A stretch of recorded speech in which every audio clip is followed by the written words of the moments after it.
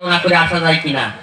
তাই মহাপ্রভু কলির জীব করিতে ধন্য নদী এত অবতীর্ণ হলেন, অবতার নন, অবতীর্ণ হলেন শুধু নাম আর প্রেম নিয়ে।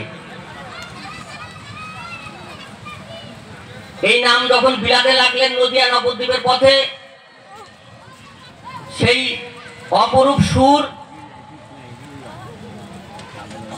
এক শ্রেণীর ভক্ত দল মোহিত হয়ে গেল, তার পিছনে ছুটতে লাগলেন। কারণ মহাপ্রভু একটা সহজ রাস্তা করে দিলেন। সেই সহজ রাস্তা পেয়ে হু করে সেই সংখ্যা বাড়তেই লাগলো। বললেন, দাপর যুগে শ্রীকৃষ্ণ বলেছিল, সর্বধর্মান পরিত্যাজ্য মামেকং শরণং ব্রজ অহং তাং সর্ব পাপেভ্য মোক্ষয়িষ্যামি মা শুচ।